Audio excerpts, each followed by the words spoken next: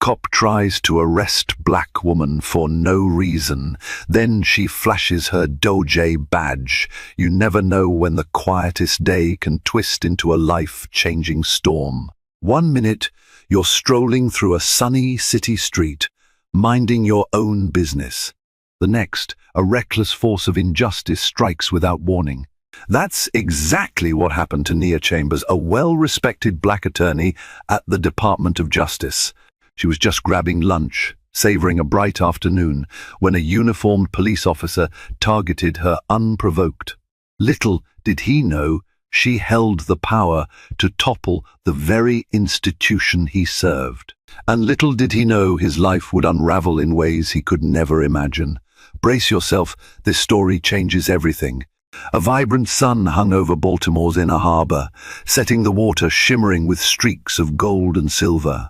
Nia Chambers inhaled the humid summer air as she left the Department of Justice's regional office, a routine part of her daily grind. She specialized in civil rights litigation, but on this unusually peaceful morning, the only thing on her mind was grabbing a fresh cup of coffee from a local cafe just down the block. She was confident, well-dressed in a fitted navy blazer and pencil skirt, and wore her hair in a neat bun, a professional profile that still managed to highlight her warm, approachable smile. Underneath that calm demeanor was someone who had fought her way up from modest beginnings on the outskirts of Atlanta. She'd once been just a wide-eyed girl with big dreams of shaping policy, bridging divides, and standing up for the voiceless.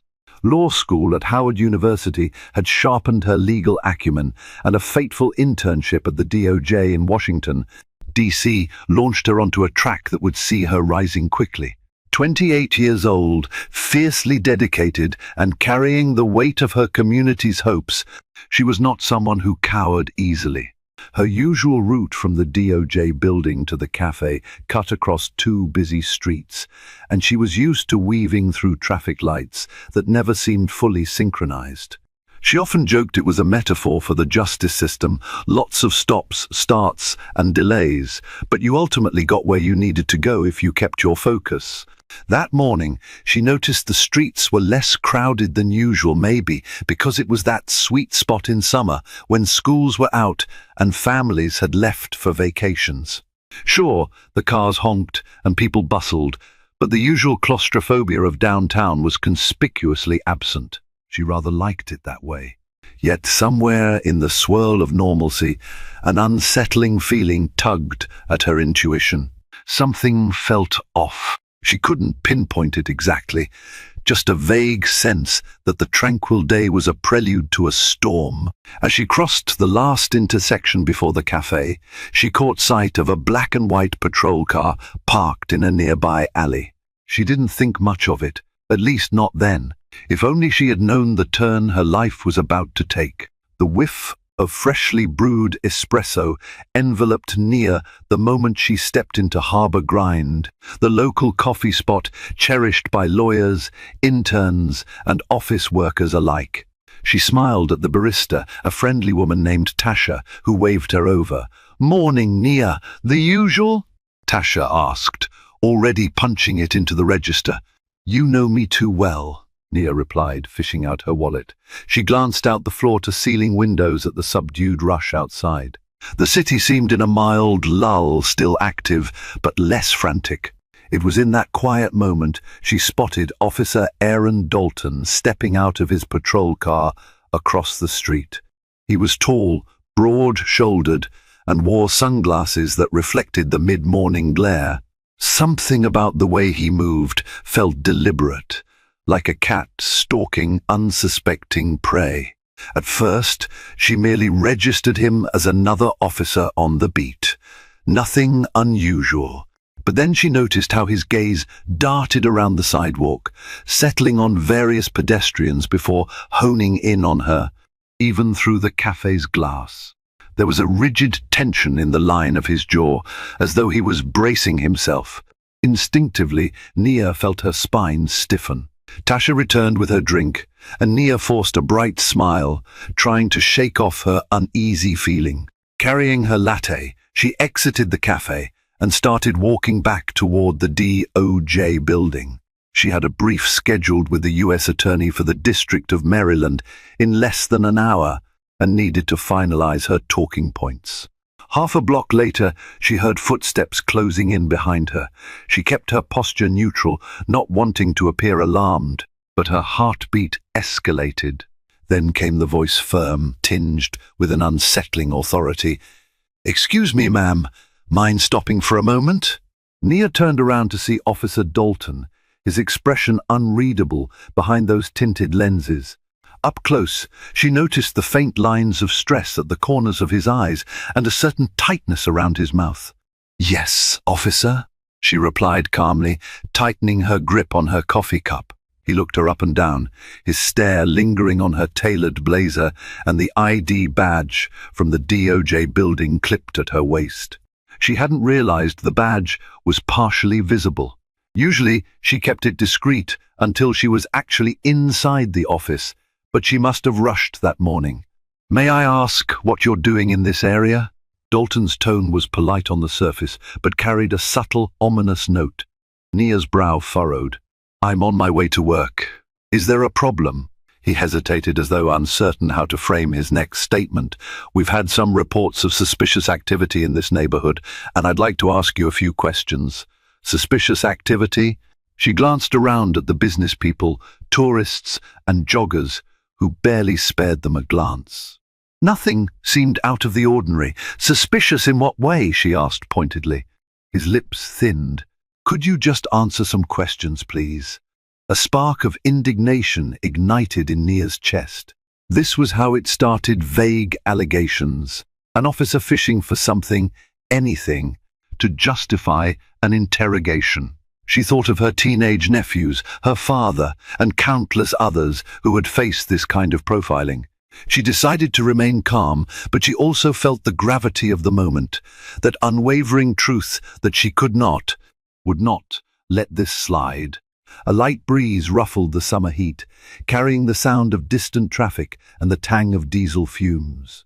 Nia instinctively took a half step back, creating a little more personal space.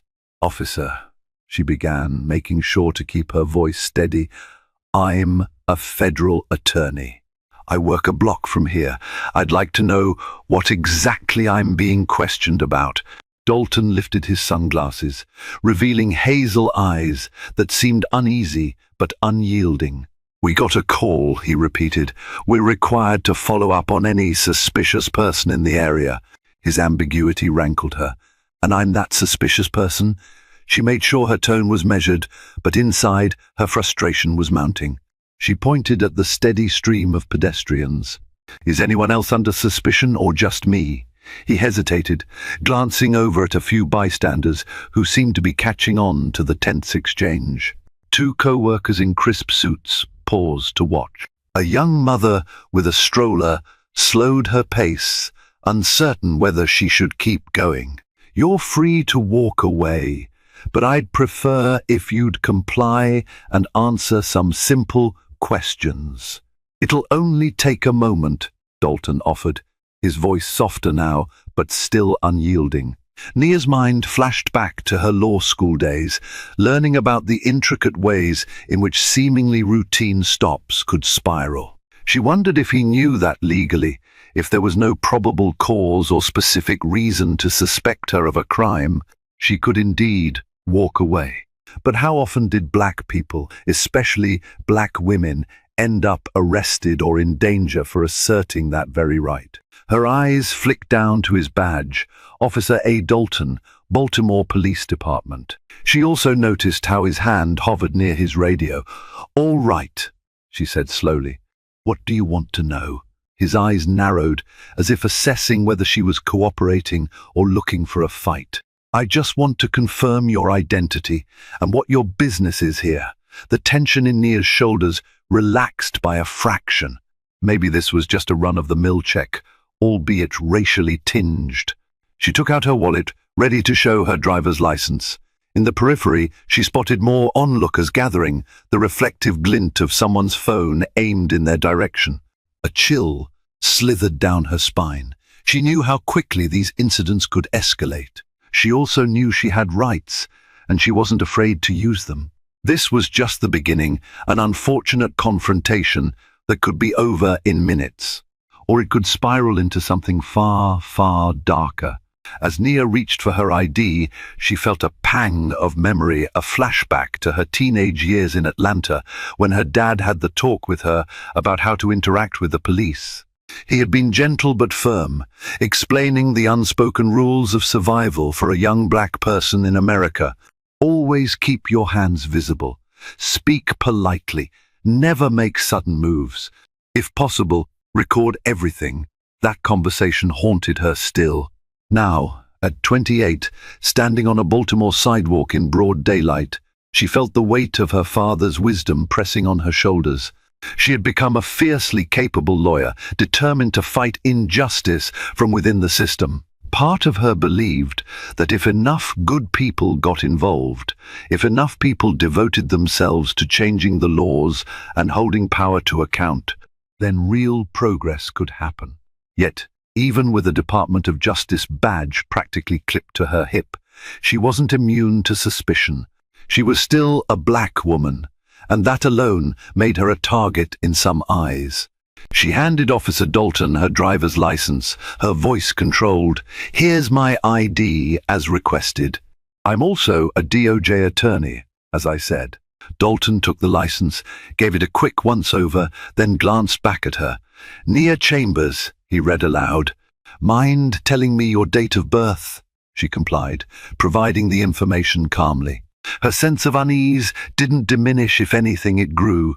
What was he hoping to find? Surely running her name through the system would quickly show that she had no criminal record, no outstanding warrants, and a spotless background. She thought of her mother, who had passed away when Nia was 14. If she could see her daughter now suited up, forging a career at the Department of Justice, she'd be both proud and furious. Proud of the success, furious that even with such accolades, her daughter could still be treated as suspect in her own homeland. Dalton nodded curtly, muttering a barely audible thank you. He seemed to weigh his options, as though some internal dialogue raged inside his head. Seconds stretched into an awkward silence.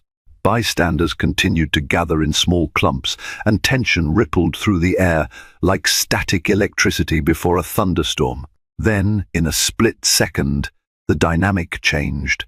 Dalton's radio crackled, and another voice, an authoritative one, ordered him to pursue a possible suspect in a red jacket near Harbor Grind. Nia watched his expression shift as he processed that directive, but instead of leaving, he fixed her with an even more intense stare.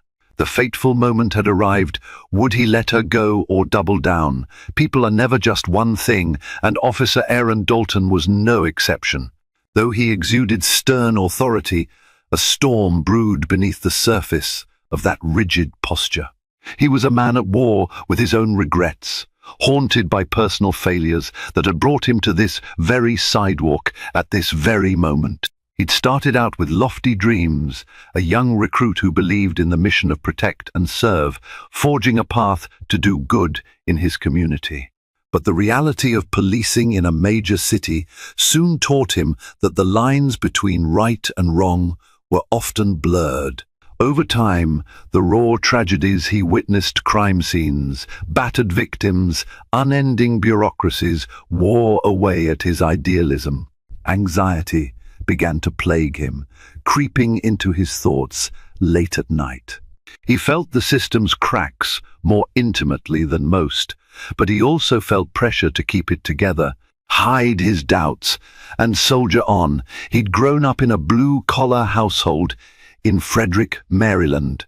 His father had been a factory worker before an accident took away his ability to work. Financial strain built tension at home. Dalton took small jobs, landscaping, warehouse night shifts to help pay the bills while still attending school. When he finally graduated from the police academy, he saw the badge as more than a uniform. It was a symbol of having escaped a dead-end life. He wanted to be a good cop, a fair cop. Yet, over the years, Snide remarks in the locker room, questionable directives from higher-ups, and the relentless churn of the job eroded his youthful optimism. He sometimes found himself snapping at minor infractions, suspicious of anyone he didn't recognize in his neighborhood. The string of protests against police violence across the country weighed heavily on him. He felt torn between his vow to uphold the law and a sense of anger at being lumped in with racist or brutal officers. The tension became a slow, burning anger inside him, setting him on a short fuse. That morning, he was already rattled. He'd been written up 2 days prior for excessive force, an incident involving a teenage boy who was skateboarding in a no-skate zone. In truth, the complaint was fueled by a combination of factors: the boy's defiance, Dalton's stress over an upcoming departmental review, and the tension in the air following a high-profile police shooting in a neighboring precinct. Public scrutiny was intense. Everyone seemed to have their phones out, ready to document the next officer misstep. When Dalton saw Nia Chambers, a professional-looking black woman, crossing the street, he couldn't articulate why she drew his attention. Perhaps it was the faint glint of her clipped ID, or the way she carried herself with such assuredness. A part of him recognized that she posed no threat. Yet the heavier part of him, laden with suspicion, told him that a conversation was warranted. It was as if by questioning her, he could reassert control over a life spiraling beyond his command. Now, faced with the radio directive to pursue an actual suspect in a red jacket, he hesitated. The right thing by the book was to let Nia go and respond to the dispatch. But something stubborn in him insisted on finishing what he'd started. He felt a twisted compulsion to see this encounter through, to prove he wasn't making a mistake. Pride, fear of looking incompetent, and a simmering undercurrent of racial bias, all tangled in a web of uncertainty.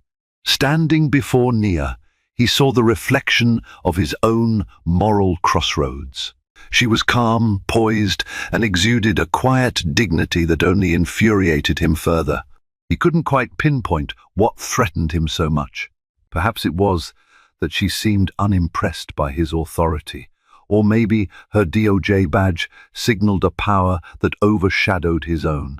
In that moment, Officer Dalton made a decision that would forever alter his life. He reached for his cuffs. The shift in Dalton's demeanor was instantaneous. His hand hovered over his utility belt. Nia's eyes flicked to the metallic glint of the handcuffs. Blood pounded in her ears. She had handled countless legal cases on systemic discrimination, but never had she been this close to becoming a statistic herself. "Turn around," Dalton ordered, his voice tight and controlled. Nia's heart hammered, but she kept her expression steady. "Why am I being detained?" she demanded. "Failure to comply with a lawful order," he retorted, his words clipped. "We need to verify your identity and ensure you're not involved in any criminal activity." She felt rage flare in her chest. He already had her license. He knew who she was. Her composure wavered, and she realized that, for Dalton, this might no longer be about procedure. It felt personal. Something in him seemed bent on asserting dominance. "You have my ID, and you have zero basis to arrest me," she objected, fighting to keep her voice level. "I'm an attorney with the DOJ." That last statement caught the attention of the onlookers, now forming a more defined circle at a safe distance. She could see a few phones aimed their way. The familiar refrain of "record everything" echoed silently in her mind. Maybe it was already too late for reason. Maybe this was headed exactly where she feared it would. The bystanders began to murmur, uncertain whether to intervene or remain passive observers. A curly-haired college student stepped forward slightly. "She didn't do anything," he yelled. Another woman in business attire pulled out her phone to call someone, maybe the police department, maybe the local news, maybe a friend. It was unclear. Dalton's face darkened with frustration. "Ma'am, I'm giving you one last chance to comply peacefully.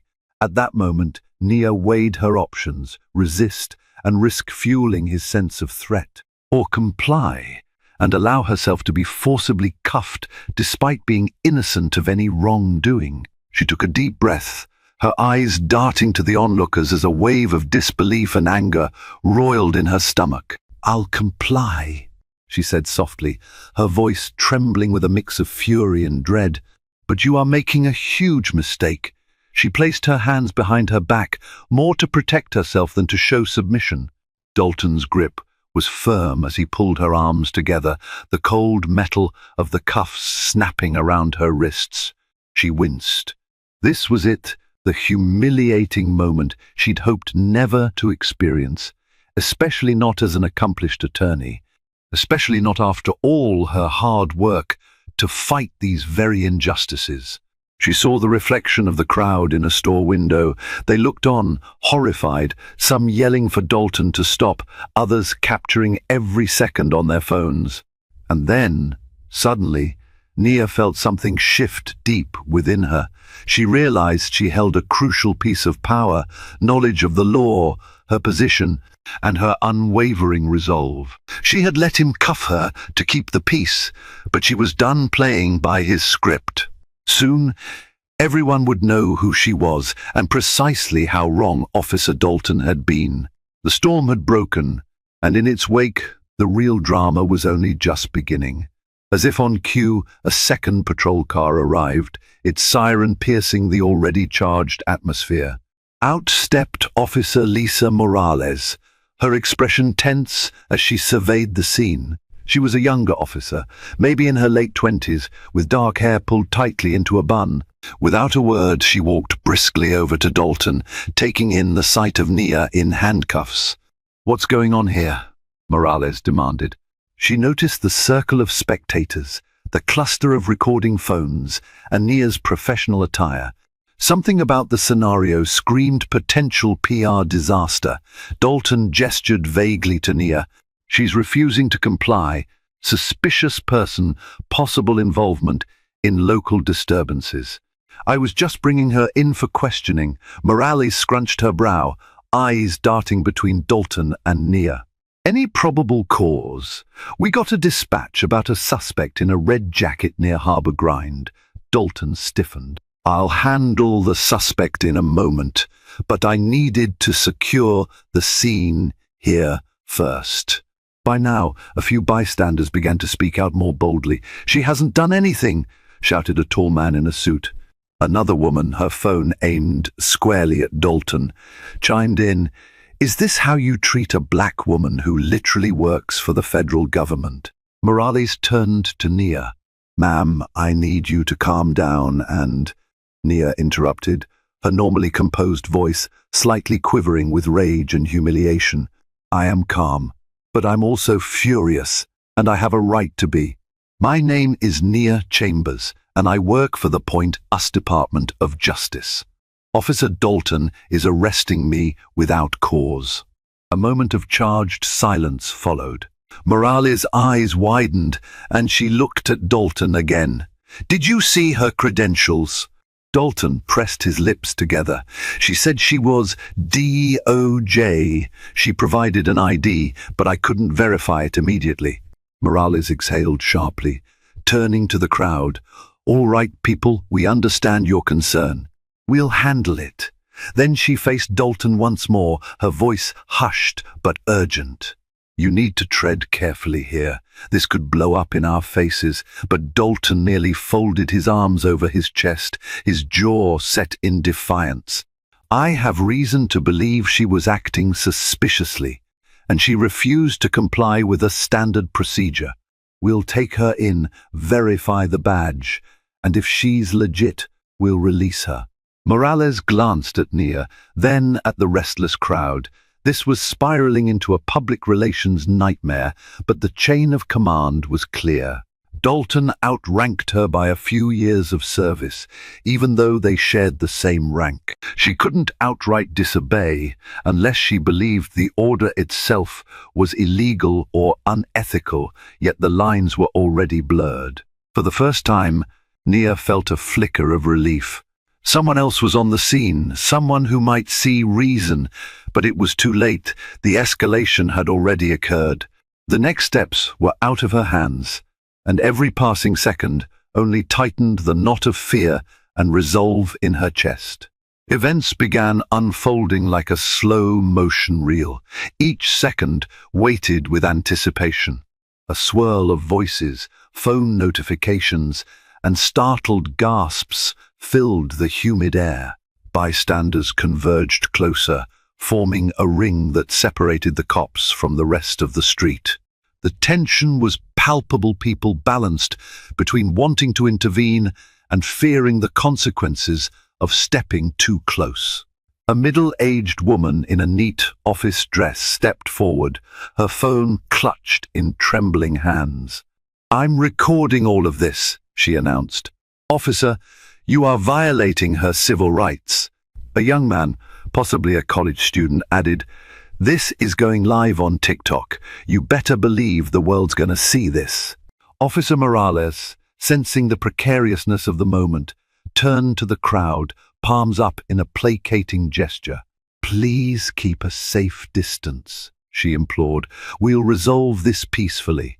Meanwhile, Dalton's face was drained of color, and sweat beaded on his forehead. If he was rattled by the crowd's reaction, he didn't show it beyond a tight-lipped frown. He held onto Nia's arm, guiding her toward the patrol car. She stumbled briefly, the cuffs restricting her balance, and a fresh wave of angry murmurs rippled through the onlookers.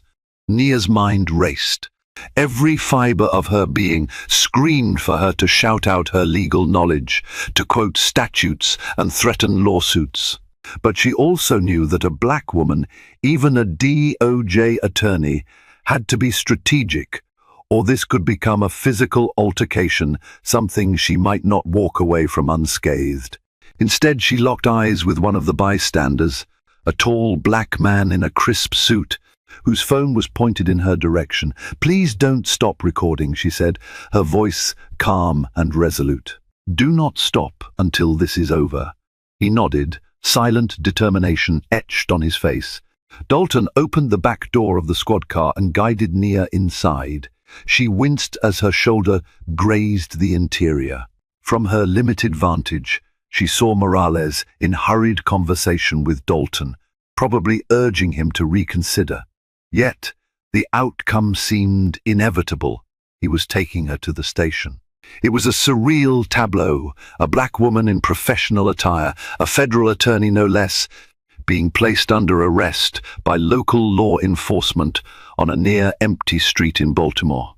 The cameras rolled, capturing every detail: Dalton's terse grip, Morales' worried stance, and Nia's calm but furious expression, a tightness clenched in Nia's chest. She could practically see the social media headlines forming in real time. She wondered how her colleagues at the DOJ would react, how local activists would mobilize, and how her family would feel seeing her in handcuffs. But one thing burned brighter than the shame and shock: the unwavering conviction that she had the law and justice on her side. And the moment she had her chance, she intended to prove it in a way that neither Officer Dalton nor anyone watching would forget. She didn't have to wait long for that chance. Only a minute into the drive to the station, Nia felt the momentum shift. Officer Morales had joined Dalton in the cruiser, evidently to de-escalate or at least witness the proceedings. She sat in the front passenger seat, repeatedly glancing back at Nia through the metal divider. "Why don't you let me see that badge?" she was talking about.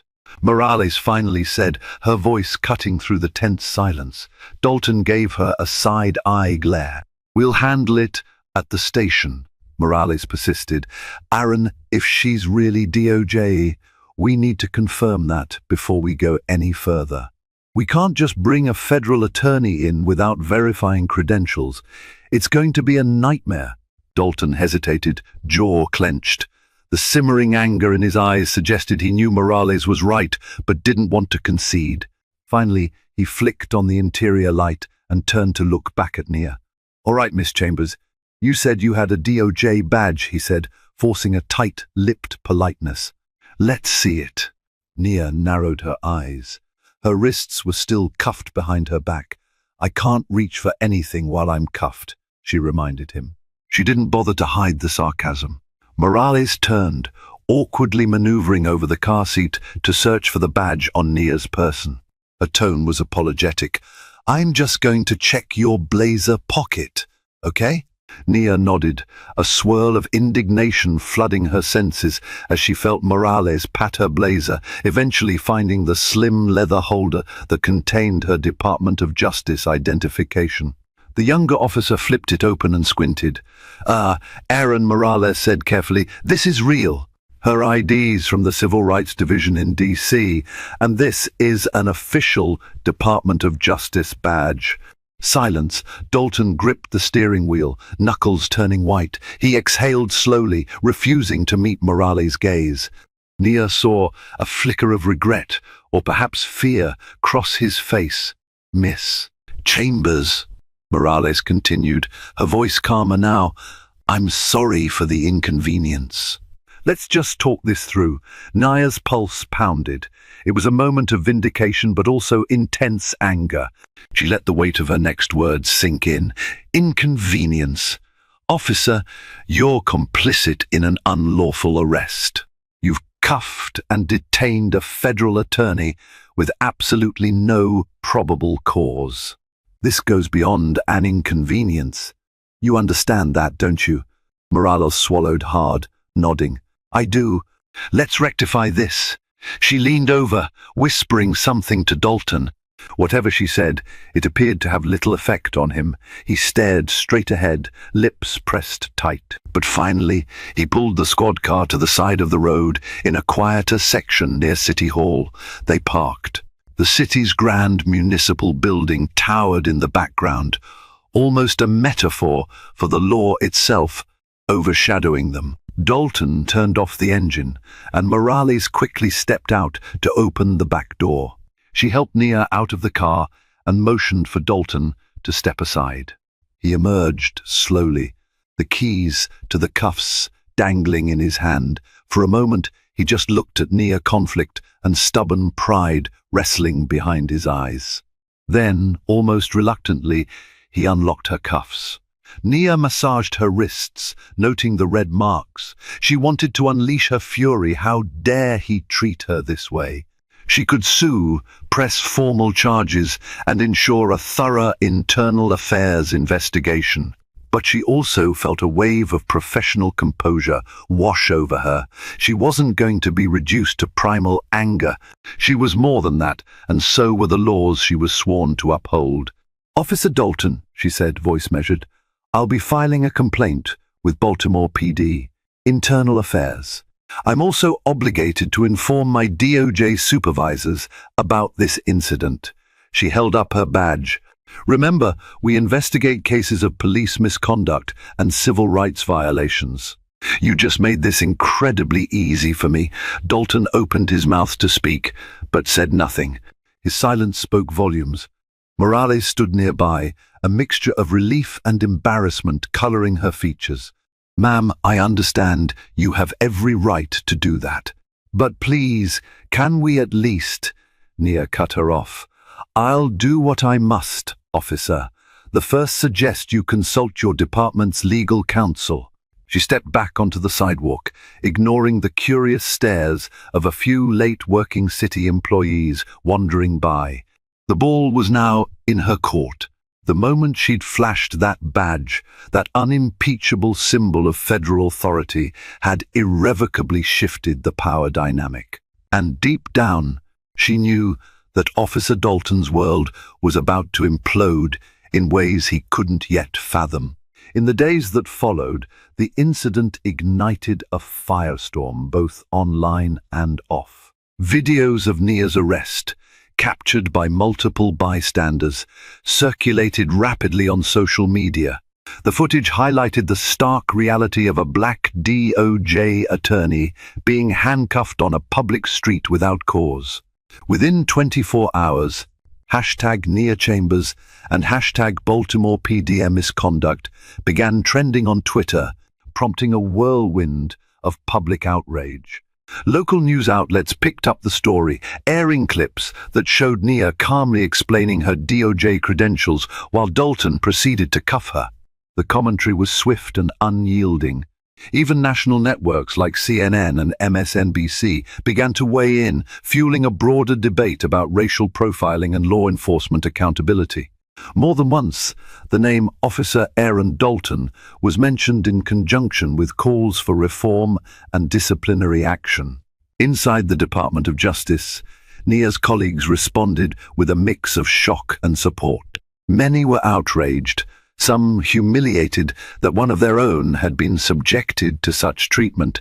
Federal attorneys who had worked on civil rights cases for years found themselves grappling with a jarring reminder of the biases still deeply embedded in the justice system. Emails circulated urging staff to attend a special meeting on police accountability and next steps hosted at the DOJ's main office in Washington, D.C. Meanwhile, the Baltimore Police Department's Internal Affairs Division wasted no time launching an investigation. Under the relentless glare of media scrutiny, they had little choice. They interviewed witnesses, reviewed body cam footage, though Dalton's camera apparently malfunctioned during the arrest, and pored over social media videos. Officer Morales, who had eventually intervened, became a key witness, describing how she discovered Nia's official badge and tried to de-escalate the situation. Officer Aaron Dalton found himself at the center of a media maelstrom. He was placed on administrative leave within 48 hours, pending the outcome of the investigation. As public outcry grew, city officials, including the mayor of Baltimore, issued careful statements.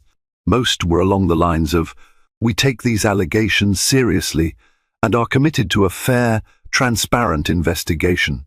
But the undercurrent was clear. Dalton had to answer for what he'd done.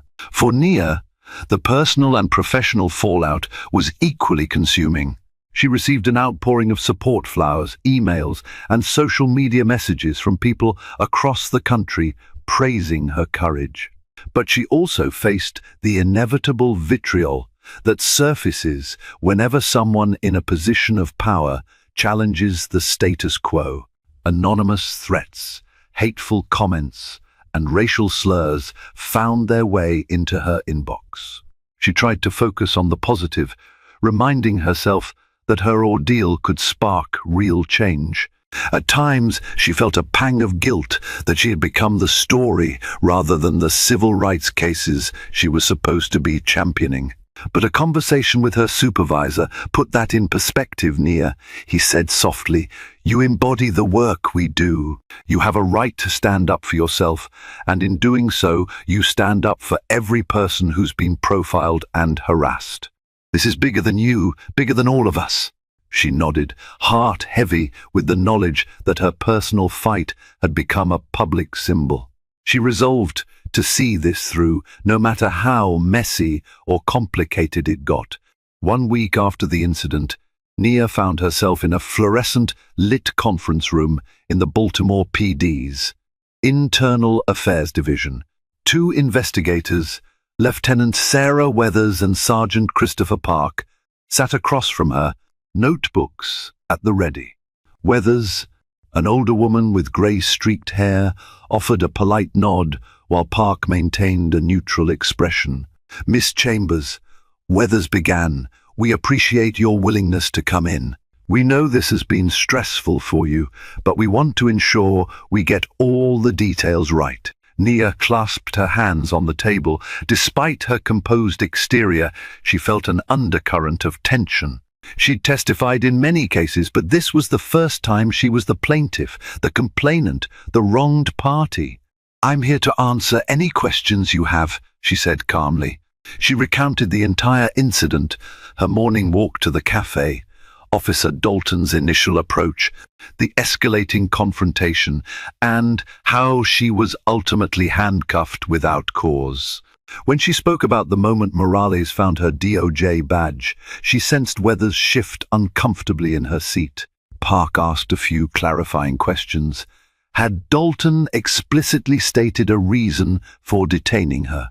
Had she resisted physically at any point? Did he mention reading her Miranda rights? The more questions they asked, the clearer it became that Dalton had acted with a glaring absence of proper procedure. After Nia finished, Weathers nodded solemnly. "Thank you, Miss Chambers. We also have witness statements and video evidence that largely corroborate your account." She glanced at Park, who gave a grim nod. Nia knew what that nod meant. They had enough evidence to demonstrate misconduct. Whether it rose to the level of termination or criminal charges was another question, but at minimum, Dalton's actions were indefensible. Weathers offered a final remark. "We can't comment on potential disciplinary measures yet, but please know that we're conducting this investigation thoroughly. The Chief of Police has made it clear this must be handled by the book." Nia rose from her seat, feeling a mix of relief and lingering frustration. "I appreciate that. I hope you'll consider not just the facts of my case, but the broader issues at play. This could have been someone without a federal badge or legal knowledge. It's unacceptable." Weathers nodded slowly. "Believe me, I understand. We have a lot of work to do." As Nia exited the building, she spotted Officer Morales in a hallway, flipping through paperwork. Their eyes met, and Morales gave a small, hesitant smile. Nia nodded in return, acknowledging that Morales had at least tried to mitigate the damage. But Nia also knew that one well-intentioned officer couldn't absolve a department's culture, nor erase the trauma she'd endured. Stepping out into the midday sun, she inhaled deeply. The fight wasn't over. Her complaint was only one step in a labyrinthine process. Yet, she felt a renewed sense of resolve. This wasn't just about her. It was about every innocent person who'd been slapped with cuffs, or worse, for fitting a description or walking in the wrong neighborhood. And she was determined to see this through to the end. That evening, as Nia returned to her apartment in Federal Hill, she found a thick manila envelope wedged behind her mail slot. Puzzled, she carried it inside and locked the door behind her. The envelope bore no return address, just her name scrawled in bold black letters. She opened it carefully, half expecting hateful messages or thinly veiled threats. Instead, she found a stack of documents, news clippings and photographs, each detailing multiple instances of alleged misconduct by Officer Aaron Dalton. There were witness statements from other individuals claiming racial profiling, a note about a teenage boy injured in a scuffle, and even a suspicious death in custody that was never fully explained. Shaken, Nia sank onto her couch, flipping through the pages. One statement was from a local father who claimed Dalton had pulled over his son numerous times without cause. Another described how Dalton had used unnecessary force during a routine stop. Had the media coverage of her arrest emboldened these people to come forward?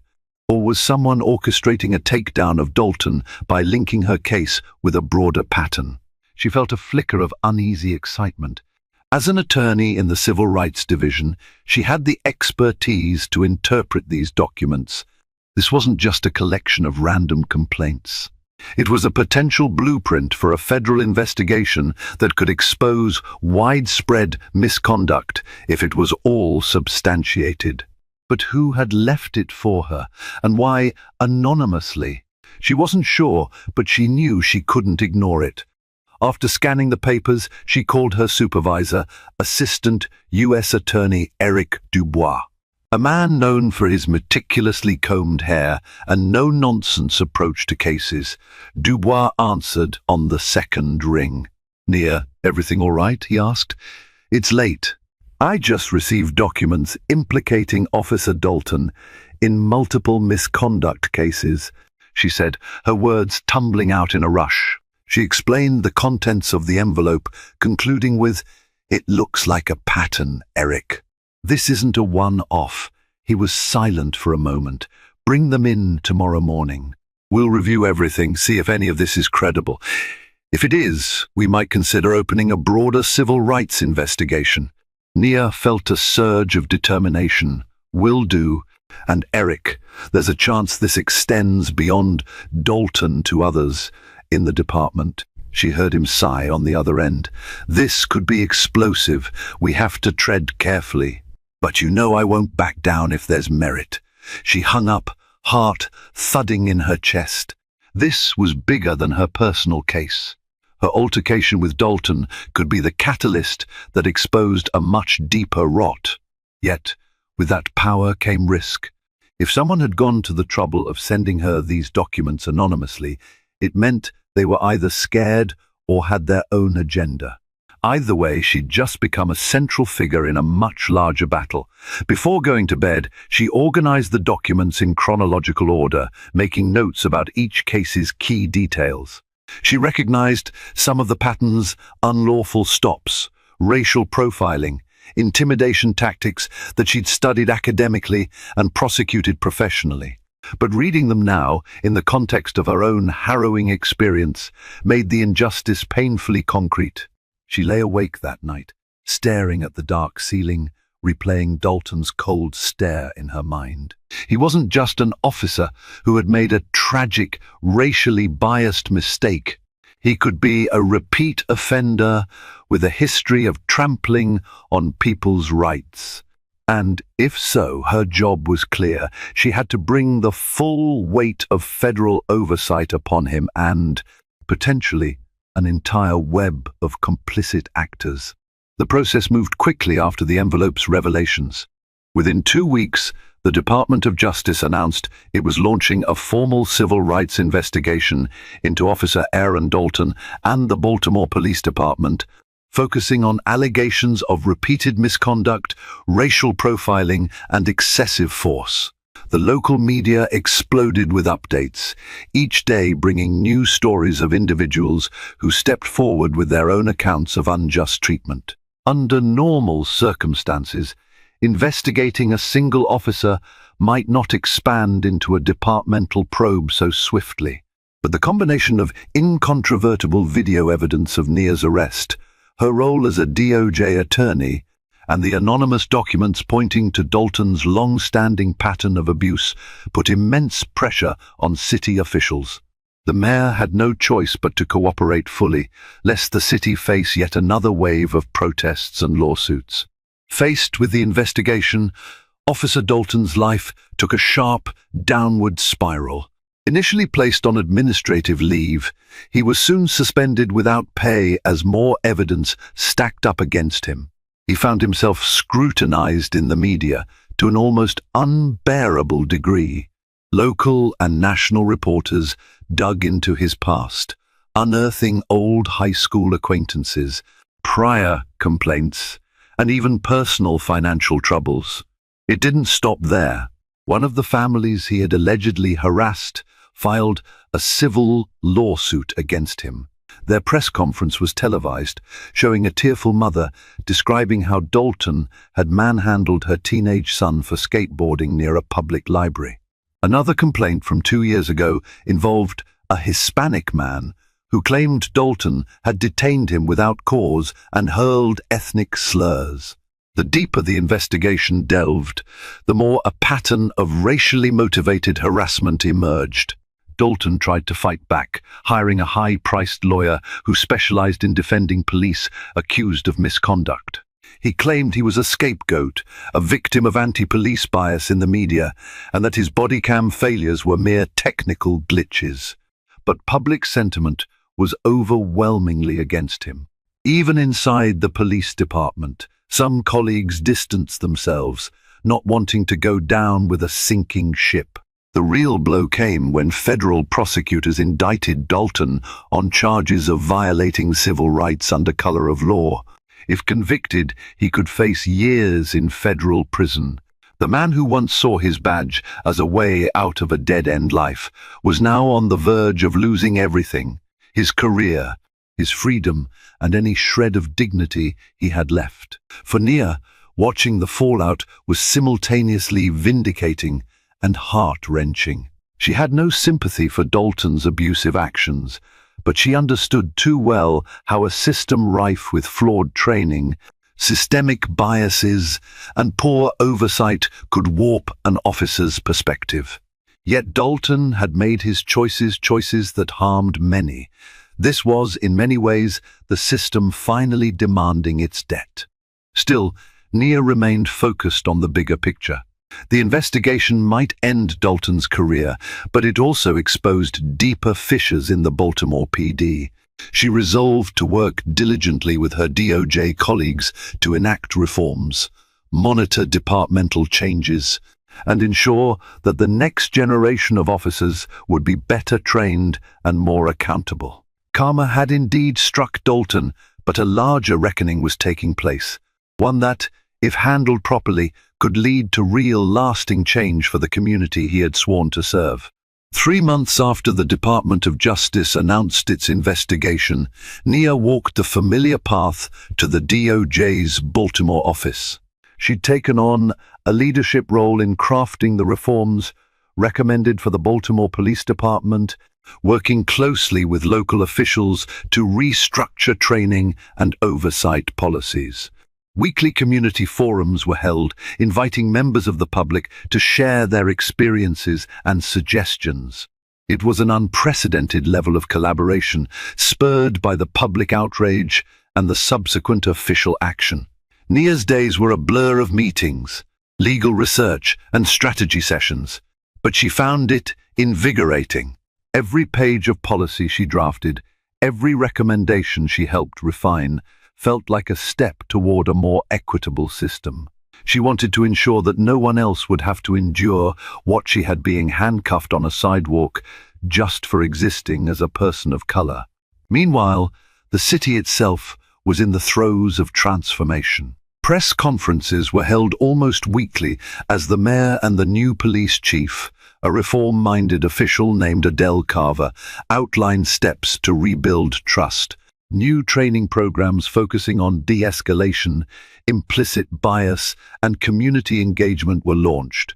Body cams became mandatory, with strict penalties for malfunctioning devices. Civilian oversight committees gained broader powers to investigate misconduct and recommend disciplinary actions. In a twist no one could have predicted, Officer Lisa Morales volunteered to be one of the first to undergo the new rigorous training regimen. She publicly expressed regret for not doing more to stop Dalton sooner, stating, "I want to serve my city honorably.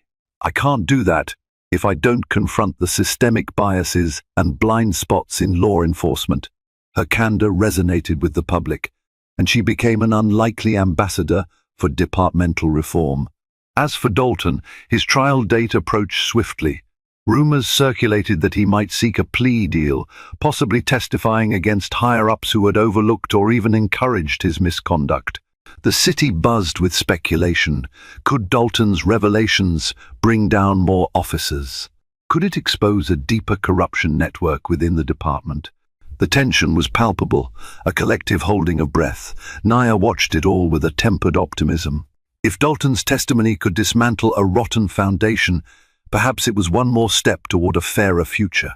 But she also knew that change wouldn't happen overnight. Institutions resisted upheaval, and those who benefited from the status quo often fought ferociously to maintain it. One evening, after a long day reviewing policy drafts, Nia stopped by a local church that was hosting a community dialogue session. She took a seat near the back, intending to observe quietly. Speaker after speaker took the mic, sharing stories of police interactions, some horrifying, some hopeful. When it was nearly over, a teenage girl in a denim jacket approached the stage. Her voice quivered as she said, "I just want to thank Miss Chambers, who I see sitting in the audience. Because of her, I'm not afraid to walk down the street anymore." Nia blinked back tears. She hadn't realized how personally her ordeal and her fight for justice had impacted people.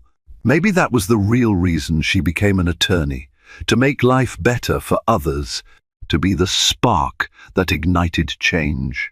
Hearing this young girl's gratitude made every challenge, every late night at the office, and every media storm worth it. And as the applause swelled, Nia felt a swell of warmth in her chest. She stood and smiled, offering a small wave, silently acknowledging that the fight for justice was far from over, but it was definitely worth fighting. And there you have it. An ordinary day turned into a frontline battle against injustice. Nia Chambers' story reminds us that sometimes we don't choose our battles choose us. Her courage in the face of blatant racial profiling sparked a wave of reform, shining a spotlight on abuses that might otherwise have stayed hidden. But this fight isn't just hers. It belongs to every person who believes in a fair and just society. Thank you for tuning in and following this powerful journey. If this story moved you, if it made you think, or if it lit a fire in your own heart for change, then help keep the conversation alive. Hit that like button, share this video, and subscribe so you'll never miss another thought-provoking story. Because together, we can raise our voices, challenge what's wrong, and build a better, more equitable future for everyone.